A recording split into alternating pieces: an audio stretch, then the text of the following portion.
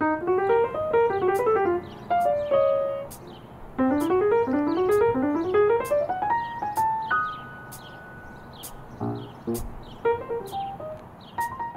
I'm Tobey Fossey, Chief Development Officer at Walnut Hills School for the Arts. I'm so glad that you could join us today as we celebrate those who have made a planned gift to the school. Tonight, we will hear from 4 donors about what inspired their gifts. We'll take a walk down memory lane, and in between, you too will learn how you can leave a legacy here. Let's start with, what is the Ellison Circle? The Ellison Circle is the name given to the group of people who have made provisions for the school in the form of a planned gift. It is named after Beatrice Edgerly Ellison, who graduated in 1911. Before her death in 1969, Beatrice provided for the school in her estate plans. Her $1.25 million bequest was the largest in the history of the school, and it led the Board of Trustees to establish the society in her honor. Today, the Ellison Circle has over 200 members who have demonstrated their commitment to the school through a planned gift. One such person is Nicole Press. Let's talk to Nicole and hear more about her experience at Walnut Hill. Welcome, Nicole. Hi, I'm a class of 1992. I go by Nicole Press for the last 20 years. I came to Walnut Hill first, I guess maybe a year before my high school experience there. I was a summer dance student. Then, unfortunately, in the pretty much the summer after, my mom had died, and since my family was already familiar with Walnut Hill, my parents decided that since I was such a lover of dance, that the best place for me would be to go to Walnut Hill as a permanent student for 11th and 12th grade, and ironically, I guess, my mom's life insurance was what we used to pay for my tuition. I was a dance student, and then the second year, Walnut Hill created the creative writing program, which then I majored in creative writing and graduated with that major. The other extremely positive thing about my 2 years there was that I was both a French and a Spanish student, or of both languages, and it was extremely high quality teaching. And I went on to major in languages, and I'm now a translator, so living in Paris. That's great. And Nicole, one of the things that you did is you left a bequest in your will to the school with a specific dollar amount, and you did that at a really young age. Can you tell us a little bit about your experience doing that? Sure. It wasn't a fun experience to create a will. I may have been 31 or 32 at the time, and my husband and I had joined the Foreign Service, and we were heading to Baghdad, and it was the wartime. So we were pretty much forced, before getting on that plane, we were forced to create a will. And it was the lawyer that actually brought it up and said, is there an association or a school that's special to you? And immediately I said, oh, absolutely, Walnut Hill. And he just sort of said, well, think about, how much you might want to leave. And basically I sort of had no idea about how much, I guess I wasn't thinking about how much life insurance we had or what. But anyway, I did create a dollar amount. I think at the time it was $10,000. And our life changed so much in between that's been 15 years ago. So we've had kids. We've obviously we've been working this whole time, so we have saved up more money. And basically, anytime we redo our will, we are able to rethink the dollar amount, and basically the understanding is that we will give as much as we can. It's not going to be in the $1.2 million, unfortunately. We're just civil servants for the government, but there's no doubt in my mind that Walnut Hill is a place that will spend this money well, and it will go to other students, and it will go to keep the arts going. So I couldn't be happier with that decision. It's great. I know we put bequest language up on our website for people that are looking for some sample bequest language, and that's how you chose to do it, Nicole. But for those who don't have a will, another option is to name the school as a beneficiary or a percentage of their retirement plan. A lot of people might think that it seems small to leave 2 or 3% of their retirement plan to the school, but it does all really add up. So, what would you say to somebody who might be considering making a planned gift to the school? I guess I would say that even young adults can create wills. There are even some forms. Well, I know that Walnut Hill has language on their website, and I know that if you don't want to pay a lawyer to do this, you can, I'm sure you can look online and get some language thing.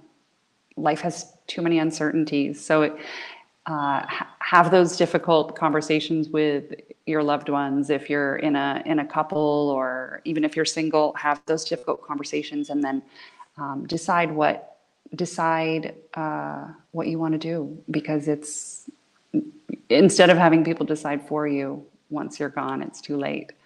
So it's just important, I think, to put those things in writing, so that you can be in charge of, the money that you've made during your life. Definitely. And your gift will go back and help so many students who are in a position like you were when you were here and looking for a place or needing a place that really serves as family. Do you have a special memory of Walnut Hill? Oh, millions, I think, millions. I have special memories of pretty much never having to call a teacher by their last name. Everyone was their first name. At least outside of the dance world, but in the academic world, I think we all called them by their first names. I remember my English teacher sitting on the desk, just super informal. I remember that we were all free to be who we wanted to be, and going through what we were all going through, whatever. Whether it was just pure adolescence, or whether it was, the heartbreak of losing a mother, it was a nurturing space. I discovered that Walnut Hill had a therapist, which apparently she was not very frequented at the time. Things have changed in 30 years, but so I remembered going and talking to her, and that was a very safe space to talk about everything I was going through. And then honestly, the way that I was encouraged, instead of, what's the opposite of encourage? I was encouraged to find my path, because quitting dance was a very hard decision. But with the creation of the creative writing program, I was able to channel my creativity somewhere else. And I was able, the way that Walnut Hill is even called arts and college preparation, it was a big step for me mentally and emotionally to kind of think, oh, I've always thought I was going to be a dancer. And now the world of academia is opening up to me. And luckily I was so into languages, and I absolutely loved the creative writing program. Oh, I also studied voice with Patty Tom, and it's interesting because so now that I'm 46 years old, once the confinement is over and COVID lets things open back up here in Paris, I decided I'm absolutely taking voice lessons again. And there's a school that I found that even teaches flamenco, so I want to get back into it all. And I think that this is for me sort of the way that life goes in circles, which is why, again, giving a gift to Walnut Hill is a complete circle, given that the money that paid for me to go there was from my own mother's death. So that when I die, for sure, I would hope that some lucky student will know that I cared about the arts. Well, we thank you for your gift to the school, and thank you for joining us today and telling us a little bit about how you came to make a planned gift to Walnut Hill. We thank you for being a part of the Ellison Circle. Well, it's my pleasure, and my best to all of you.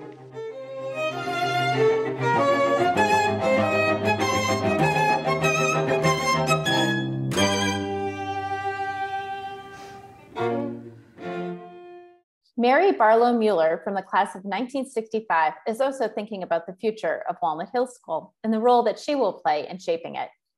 Mary's planned gift to the school is a percentage of her life insurance policy. We're so glad to have her joining us. Now, Mary, you graduated from Walnut Hill just before the school's mission changed to an arts focus. Yet you've remained very involved with the school. Tell us about it. I loved my years at Walnut Hill. I just felt that it was a school that, well, I could see how it stayed with me. So many of the friendships stayed with me. My mother was on the board temporarily, on the board of trustees.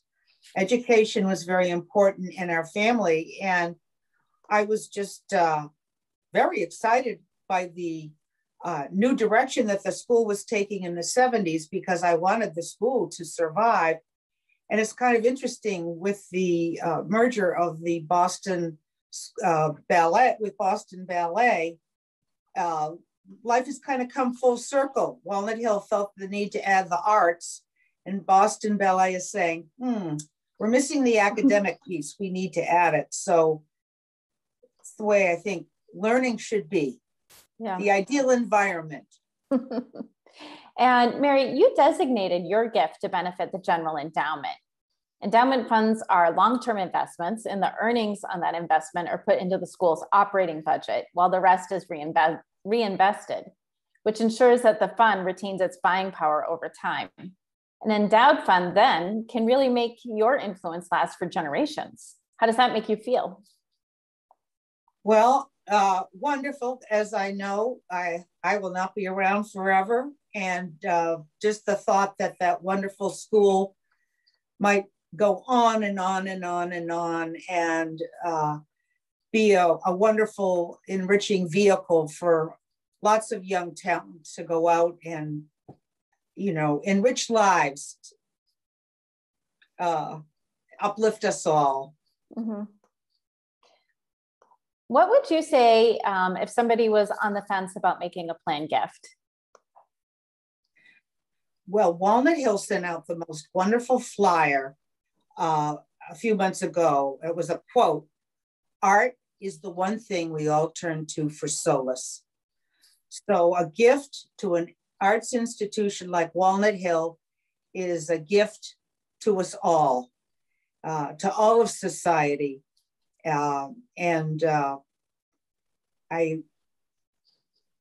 all need the arts, as we know, especially over this last year.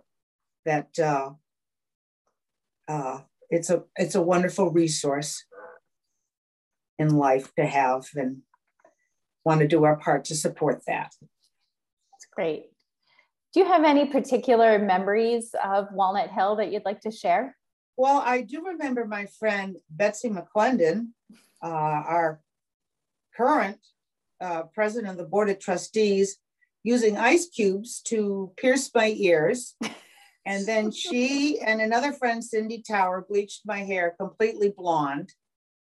And yes, it was the friendships.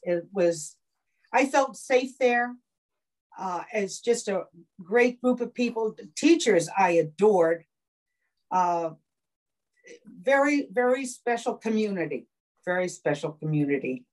Do you remember in particular any of the teachers? Miss Parker for French, Miss Carpenter and Miss Clark for English, Mrs. Hunt for Latin, Mrs. Hagenauer for History of the Arts. Yes. What was your favorite Walnut Hill tradition? I think marching down the hill for graduation was kind of a big deal, because downtown Natick is lovely, but it's a little quirky too when you're going over the railroad tracks. Anyhow, yeah. I have one last question for you. So once you decided to leave a planned gift to the school, what prompted you to choose the vehicle that you did, to do it through your life insurance policy? It was so easy, and your office had the paperwork on file, and you were going to contact the other institution involved, and it was so user-friendly, and I really appreciated that part of the process. Yeah, well, we do try to make it as easy as possible for everybody. So, and there is more information about how to do that on our website for anybody that is interested. But I'm glad that you found it a simple process to do. And we are grateful that you are contributing to the school that way. All right, Mary, thank you so much for being with us today. It was lovely to have you. Thank you, Tobey.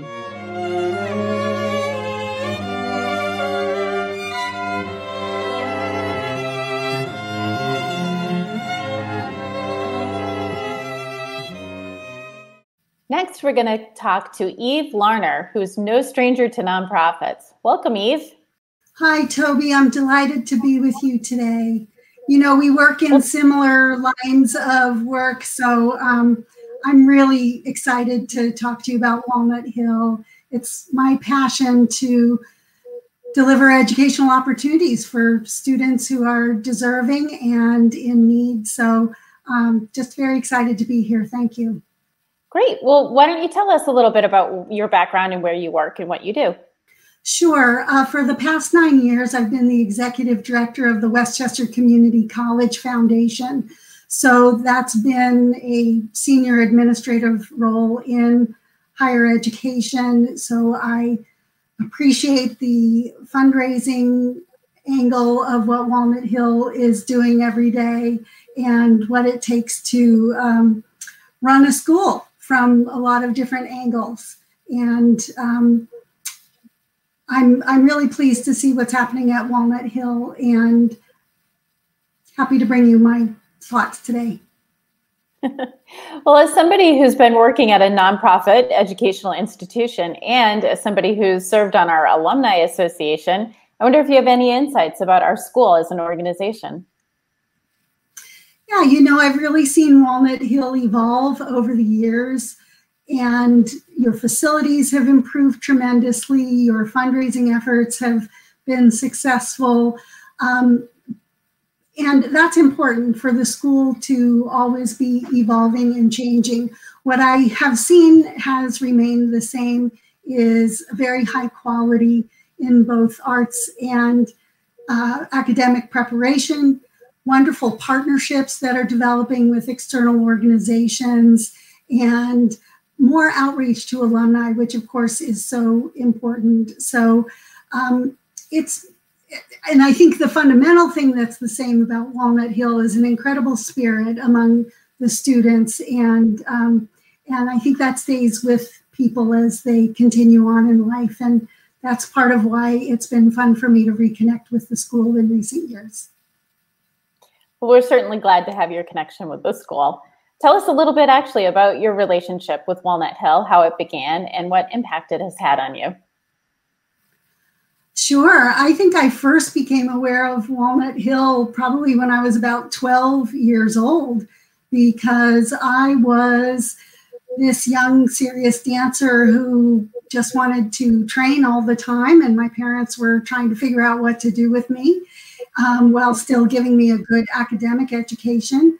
And I had an aunt who went to Walnut Hill before it was an arts school. So shout out to Angela Dreher, class of 57.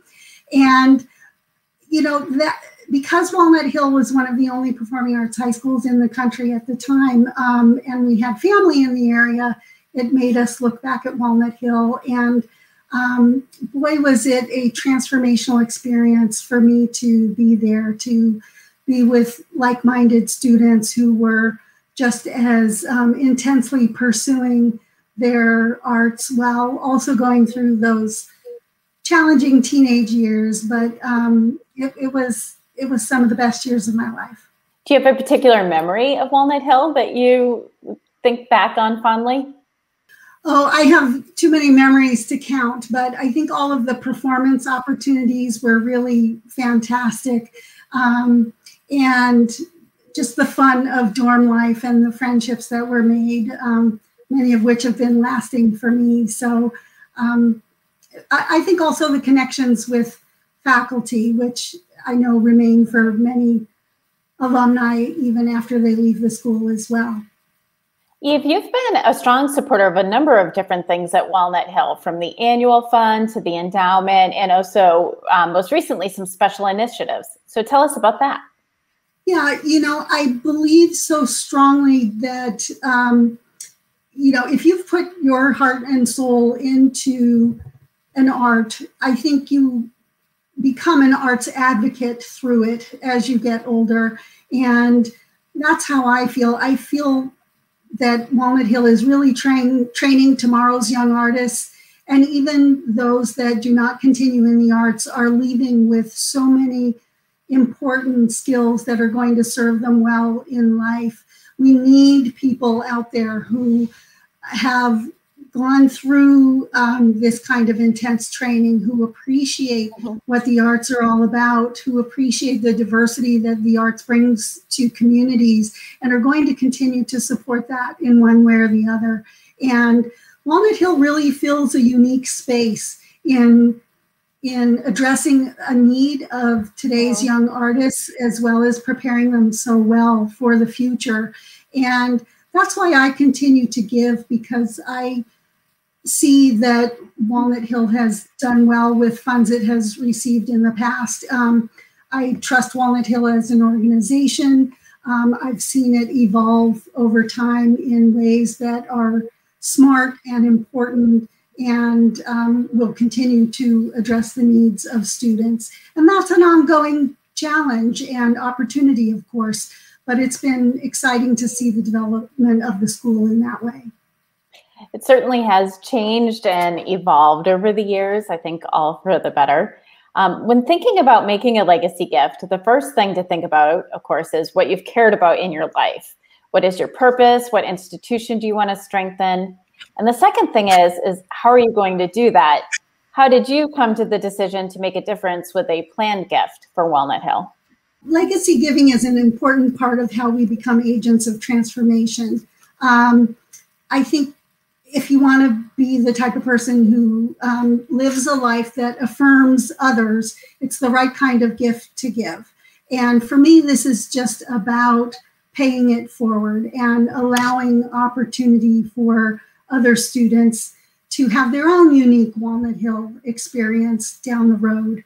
I recognize it's going to be different than mine because the school is always evolving and changing, and the student will be different. But I do think it's an incredible opportunity for a young artist that wants to work hard and really explore themselves to the limit and bring all those good qualities that come from a Walnut Hill institution and eventually put them back out in the world themselves. It's great. Eve, we are so glad to have your involvement still with the school. So glad that you have stayed connected to the school and to so many friends from Walnut Hill. And thank you for being a part of our panel today. My pleasure.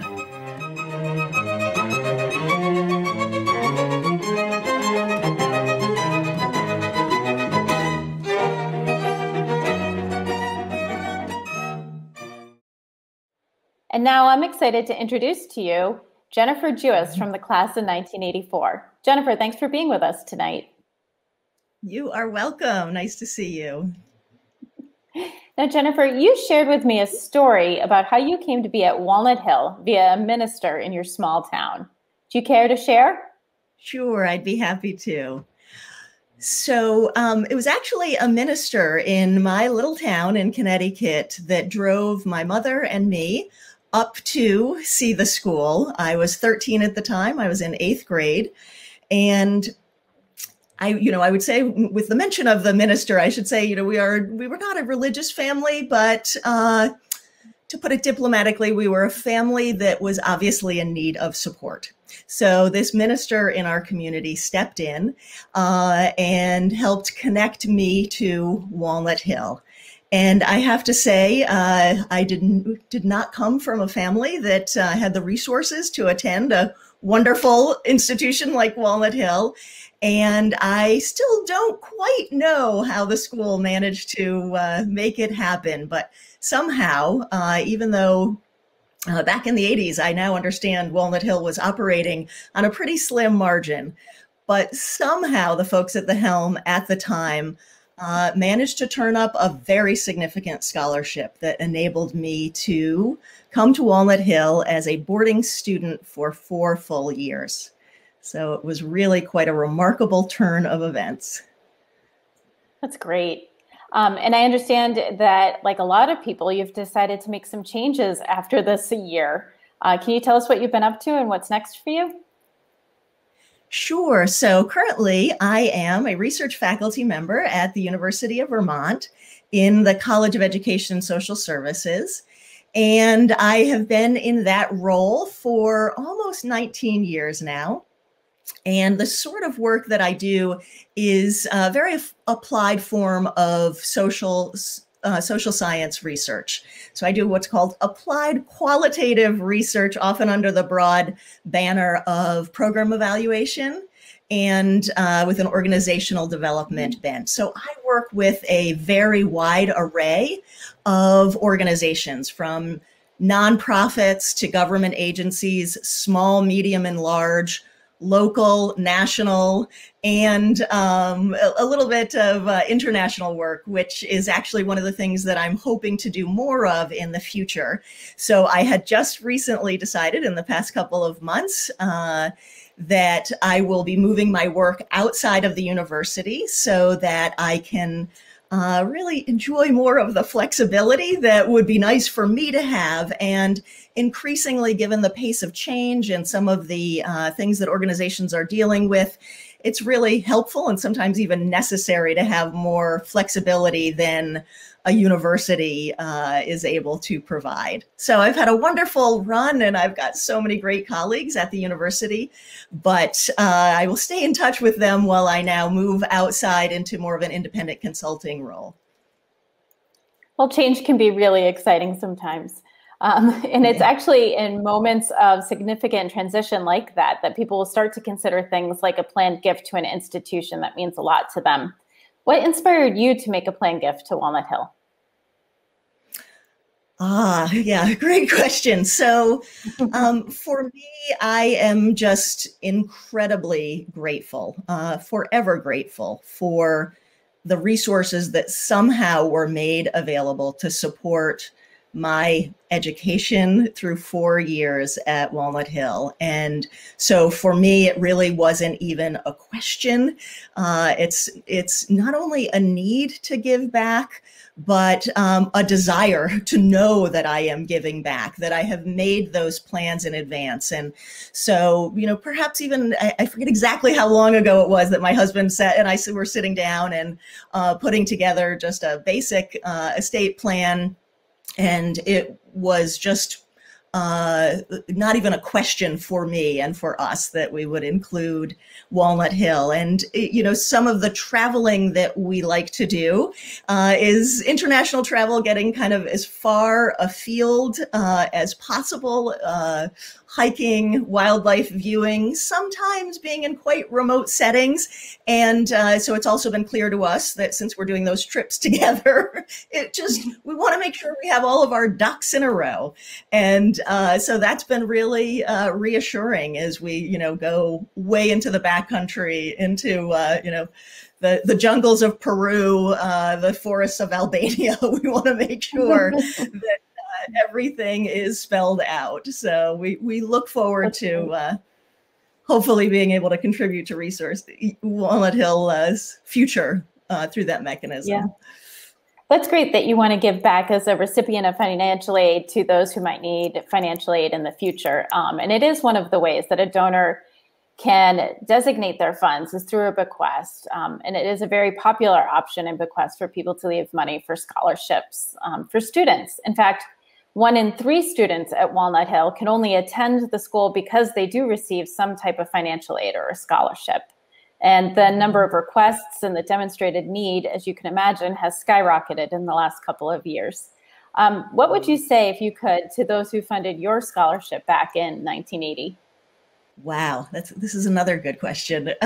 So I would say to others who are considering a bequest and putting Walnut Hill in their will, that it's hard to even fathom the magnitude of impact that you can have with a gift of that nature. I know I can speak from experience. I sometimes joke that coming to Walnut Hill, it was like getting shot out of a cannon. And as a former gymnast, I say that in the most positive sense, with adrenaline and excitement. Walnut made such a dramatic difference in my life.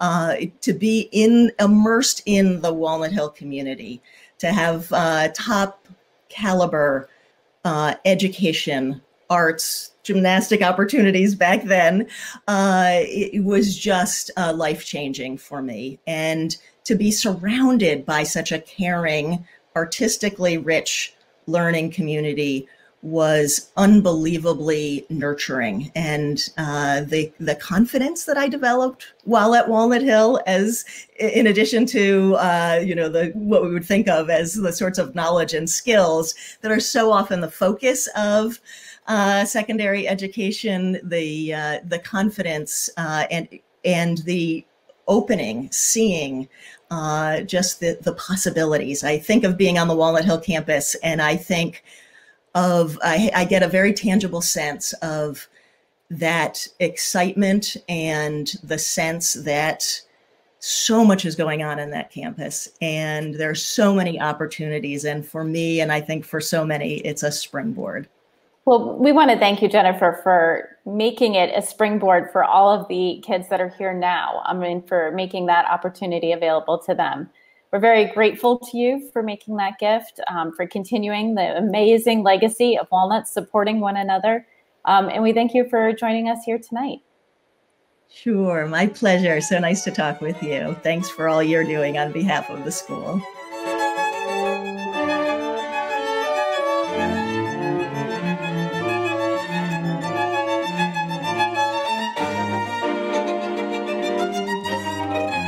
The Ellison Circle was created to recognize the more than 200 people who have provided for Walnut Hill School for the Arts and their estate plans. If you're interested in joining or have already made provisions for the school and want to let us know, please contact us at giving@walnuthillarts.org. Thank you.